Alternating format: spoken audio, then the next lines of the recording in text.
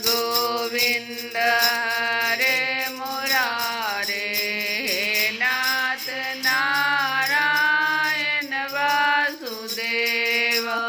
श्री कृष्ण गोविंद हरे मुरारे, नाथ नारायण वासुदेव।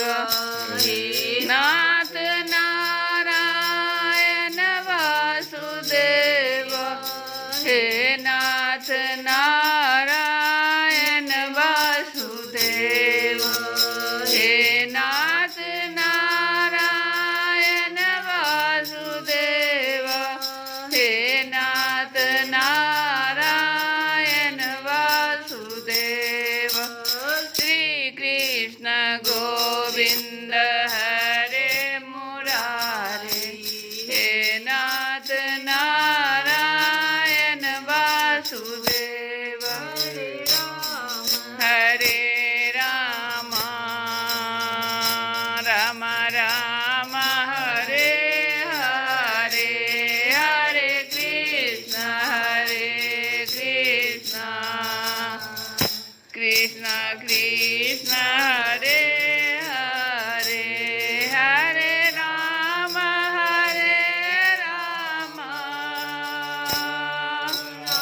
राम हरे हरे, हरे कृष्ण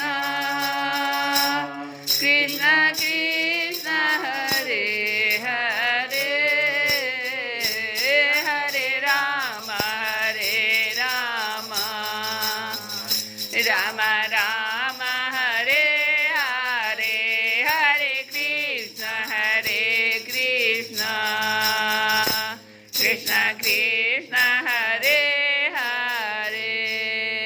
जय श्री कृष्ण कल की कथा में हम लोग सुने थे कि वो घर ले जाने के लिए क्रूर जी ने भगवान से विनती किया कि हमारे घर चलिए, आपके चरणोदक गंगा जी, आपके चरणोदक गंगा जी ने तीनों लोग पवित्र कर दिए। सचमुच वे मूर्तिमान पवित्रता है। उन्हीं के स्पर्श से सगर के पुत्रों को सद्गति प्राप्त हुई और उसी जल को स्वयं भगवान शंकर ने अपने सिर पर धारण किया। यदुवंश शिरोमणि, आप देवताओं के भी आराध्य देव हैं, जगत के स्वामी हैं। आपके गुण और लीलाओं का श्रवण तथा कीर्तन बड़ा ही मंगलकारी है। उत्तम पुरुष आपके गुणों का कीर्तन करते रहते हैं। नारायण, मैं आपको नमस्कार करता हूँ। श्री भगवान ने कहा, चाचा जी, मैं दाऊ भैया के साथ आपके घर आऊँगा और पहले इस यदुवंशियों के द्रोही कंस को मारकर तब अपने सभी सुहृद स्वजनों का प्रिय करूँगा। श्री सुखदेव जी कहते हैं कि परीक्षित, भगवान के इस प्रकार कहने पर अक्रूर जी कुछ अनमने से हो गए। उन्होंने पुरी में प्रवेश करके कंस से श्री कृष्ण और बलराम के ले आने का समाचार निवेदन किया और फिर अपने घर गए। दूसरे दिन तीसरे पहर बलराम जी और ग्वाल वालों के साथ भगवान श्री कृष्ण ने मथुरा पुरी को देखने के लिए नगर में प्रवेश किया। भगवान ने देखा कि नगर के परकोटे में स्फटिक मणि के बहुत ऊंचे ऊंचे प्रधान दरवाजे, जिसको गोपुर कहते हैं, तथा घरों में भी बड़े बड़े फाटक बने हुए हैं। उनमें सोने के बड़े बड़े किवाड़ लगे हैं और सोने के ही तोरण, बाहरी दरवाजे तोरण बने हुए हैं। नगर के चारों ओर तांबे और पीतल की चहारदीवारी बनी हुई है। खाई के कारण और कहीं से उस नगर में प्रवेश करना बहुत कठिन है। इसके चारों ओर खाई भी है। स्थान स्थान पर सुंदर सुंदर उद्यान और रमणीय उपवन, केवल स्त्रियों के उपयोग में आने वाले बगीचे को कहते हैं रमणीय उपवन, शोभायमान है। सुवर्ण से सजे हुए चौराहे, धनियों के महल, उन्हीं के साथ के बगीचे, कारीगरों के बैठने के स्थान, या प्रजा वर्ग के सभा भवन टाउन हॉल जिसको कहते हो, और साधारण लोगों के निवास गृह नगर की शोभा बढ़ा रहे हैं। वह दूरिये हीरे, स्फटिक, नीलम, मूंगे, मोती और पन्ने आदि से जड़े हुए छज्जे, चबूतरे, झरोखे एवं फर्श आदि जगमगा रहे हैं। उन पर बैठे हुए कबूतर, मोर आदि पक्षी भांति भांति की बोली बोल रहे हैं। सड़क, बाजार, गली एवं चौराहों पर खूब छिड़काव किया गया है। स्थान स्थान पर फूलों के गजरे, जवारे, जवारे कहते हैं जौ के अंकुर को, खील और चावल बिखरे हुए हैं। घरों के दरवाजों पर दही और चंदन आदि से चर्चित जल से भरे हुए कलश रखे हुए हैं, और वे फूल दीपक, नई नई कोपले, फूल सहित केले और सुपारी के वृक्ष, छोटी छोटी झंडियों और रेशमी वस्त्रों से भली भांति सजाए हुए हैं। अभी भी फल सहित केला लोग आगे में लगाता है। परीक्षित, वसुदेव नंदन भगवान श्री कृष्ण और बलराम जी ने ग्वाल बालों के साथ राजपथ से मथुरा नगरी में प्रवेश किया। उस समय नगर की नारियां बड़ी उत्सुकता से उन्हें देखने के लिए झटपट अटारियों पर चढ़ गई। किसी किसी ने जल्दी के कारण अपने वस्त्र और गहने उल्टे पहन लिए। किसी ने भूल से कुंडल, कंगन आदि जोड़े से पहने जाने वाले आभूषणों में से एक को ही पहना और चल पड़ी। कोई एक ही कान में पत्र नामक आभूषण धारण कर पाई थी, तो किसी ने एक ही पाँव में बाजे पहन रखा था। कोई एक ही आँख में अंजन आज पाई थी और दूसरी में बिना अंजे ही चल पड़ी। कोई रमणियाँ तो भोजन कर रही थी, वे हाथ का कौर फेंक कर चल पड़ी। सबका मन उत्साह और आनंद से भर रहा था। कोई कोई उपटन लगवा रही थी, वे बिना स्नान किए ही दौड़ पड़ी।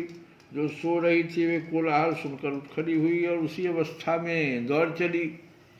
जो माताएं बच्चों को दूध पिला रही थी वे उन्हें गोद से हटाकर भगवान श्री कृष्ण को देखने के लिए चल पड़ी। कमल नयन भगवान श्री कृष्ण मतवाले गजराज के समान बड़ी मस्ती से चल रहे थे। उन्होंने लक्ष्मी जी को भी आनंदित करने वाले अपने श्याम सुंदर विग्रह से नगर नारियों के नेत्रों को बड़ा आनंद दिया और अपनी विलासपूर्ण प्रगल्भ हंसी तथा प्रेम भरी चितवन से उनके मन चुरा लिए।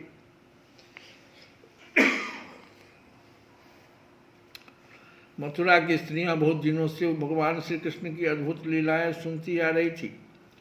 उनके चित्त चिरकाल से श्री कृष्ण के लिए चंचल व्याकुल हो रहे थे। आज उन्होंने उन्हें देखा।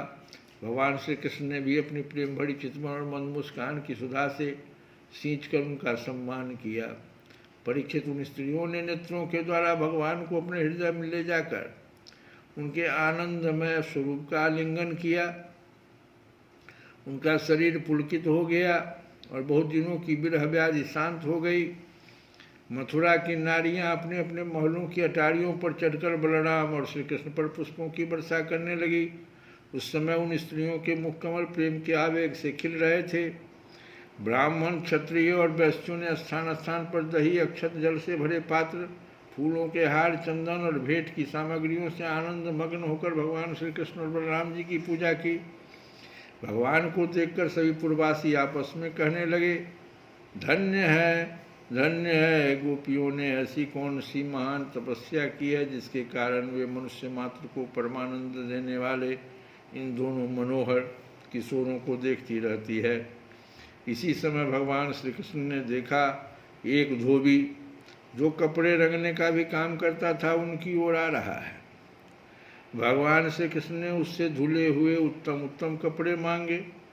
भगवान ने कहा, भाई तुम हमें ऐसे वस्त्र दो जो हमारे शरीर में पूरे पूरे आ जाएं। वास्तव में हम लोग उन वस्त्रों के अधिकारी हैं। इसमें संदेह नहीं कि यदि तुम हम लोगों को वस्त्र दोगे तो तुम्हारा परम कल्याण होगा। परीक्षित, भगवान सर्वत्र परिपूर्ण है, सब कुछ उन्हीं का है, फिर भी उन्होंने इस प्रकार मांगने की लीला की। परंतु वह मूर्ख राजा कंस का सेवक होने के कारण मतवाला हो रहा था। भगवान की वस्तु भगवान को देना तो दूर रहा, उसने क्रोध में भरकर आक्षेप करते हुए कहा, तुम लोग रहते हो सदा पहाड़ और जंगलों में, क्या वहाँ ऐसे ही वस्त्र पहनते हो? तुम लोग बहुत उदंड हो गए हो, तभी ऐसी बढ़ बढ़कर बातें करते हो। अब तुम्हें राजा का धन लूटने की इच्छा हुई है। अरे मूर्खो, जाओ, भाग जाओ। यदि कुछ दिन जीने की इच्छा हो तो फिर इस तरह मत मांगना। राज कर्मचारी तुम्हारे जैसे उच्छृंखलों को कैद कर लेते हैं, मार डालते हैं, और जो कुछ उनके पास होता है छीन लेते हैं। जब वह धोबी इस प्रकार बहुत कुछ भक भक कर बातें करने लगा तब भगवान श्री कृष्ण ने तनिक कुपित होकर उसे एक तमाचा जमाया और उसका सिर धराम से धड़ से नीचे जा गिरा। यह देखकर उस धोबी के अधीन काम करने वाले सब के सब कपड़ों के गट्ठर वही छोड़कर इधर उधर भाग गए। भगवान ने उन वस्त्रों को ले लिया। भगवान श्री कृष्ण और बलराम जी ने मनमाने वस्त्र पहन लिए तथा बचे हुए वस्त्रों में से बहुत से अपने साथी ग्वाल वालों को भी दिए। बहुत से कपड़े तो वहीं जमीन पर ही छोड़कर चल दिए। भगवान श्री कृष्ण और बलराम जब कुछ आगे बढ़े तब उन्हें एक दर्जी मिला। भगवान का अनुपम सौंदर्य देखकर उसे बड़ी प्रसन्नता हुई। उसने रंग बिरंगे सुंदर वस्त्रों को उनके शरीर पर ऐसे ढंग से सजा दिया कि वे सब ठीक ठीक फब गए। अनेक प्रकार के वस्त्रों से विभूषित होकर दोनों भाई और भी अधिक शोभायमान हुए। ऐसे जान पड़ते मानो उत्सव के समय श्वेत और श्याम गज शावक भली भांति सजा दिए गए। भगवान श्री कृष्ण उस दर्जी पर बहुत प्रसन्न हुए। उन्होंने उसे इस लोक में भरपूर धन संपत्ति, बल, ऐश्वर्य, अपनी स्मृति और दूर तक देखने सुनने आदि की इंद्रिय संबंधी शक्तियाँ दी और मृत्यु के बाद के लिए अपना सारूप्य मोक्ष भी दे दिया। इसके बाद भगवान श्री कृष्ण सुदामा माली के घर गए। दोनों भाइयों को देखते ही सुदामा उठ खड़ा हुआ और पृथ्वी पर सिर रखकर उन्हें प्रणाम किया। फिर उनको आसन पर बैठा, उनके पांव पखारे, हाथ धुलाए और तदंतर ग्वाल वालों के सहित उनकी फूलों के हार, पान, चंदन आदि सामग्रियों से विधिपूर्वक पूजा किया। इसके पश्चात उसने प्रार्थना की कि प्रभु, आप दोनों के शुभागमन से हमारा जन्म सफल हो गया, हमारा कुल पवित्र हो गया। आज हम पितर, ऋषि और देवताओं के ऋण से मुक्त हो गए। वे हम पर परम संतुष्ट हैं। आप दोनों संपूर्ण जगत के परम कारण हैं। आप संसार के अभ्युदय, उन्नति और निःश्रेय मोक्ष के लिए ही इस पृथ्वी पर अपने ज्ञान, बल आदि अंशों के साथ अवतीर्ण हुए हैं। यद्यपि आप प्रेम करने वालों से ही प्रेम करते हैं, भजन करने वालों से ही भजते हैं, फिर भी आपकी दृष्टि में विषमता नहीं है, क्योंकि आप सारे जगत के परम सुहृद और आत्मा हैं। आप समस्त प्राणियों और पदार्थों में समरूप में स्थित हैं। मैं आपका दास हूँ। आप दोनों मुझे आज्ञा दीजिए कि मैं आप लोगों का क्या सेवा करूँ। भगवान, जीव पर आपका यह बहुत बड़ा अनुग्रह है, पूर्ण कृपा प्रसाद है कि आप उसे आज्ञा देकर किसी कार्य में नियुक्त करते हैं। राजेंद्र, सुदामा माली ने इस प्रकार प्रार्थना करने के बाद भगवान का अभिप्राय जानकर बड़े प्रेम और आनंद से भरकर अत्यंत सुंदर सुंदर था सुगंधित पुष्पों से गुथे हुए हार उन्हें पहनाए। जब ग्वाल बाल और बलराम जी के साथ भगवान श्री कृष्ण सुंदर सुंदर मालाओं से अलंकृत हो चुके, तब उन वरदायक प्रभु ने प्रसन्न होकर विनीत और शरणागत सुदामा को श्रेष्ठ वर दिए। सुदामा माली ने उनसे यही वर मांगा कि प्रभु, आप ही समस्त प्राणियों के आत्मा हैं। सर्वस्वरूप आपके चरणों में मेरी अविचल भक्ति हो। आपके भक्तों से मेरा सौहार्द, मैत्री का संबंध हो और समस्त प्राणियों के प्रति अहेतुक दया का भाव बना रहे। भगवान श्री कृष्ण ने सुदामा को उसके मांगे हुए वर तो दिए ही, ऐसी लक्ष्मी भी दी जो वंश परंपरा के साथ साथ बढ़ती जाए और साथ ही बल, आयु, कीर्ति तथा कांति का भी वरदान दिया। इसके बाद भगवान श्री कृष्ण बलराम जी के साथ वहाँ से विदा हुए। श्री कृष्ण गोविंद बिंद रे मुरारे नाथ ना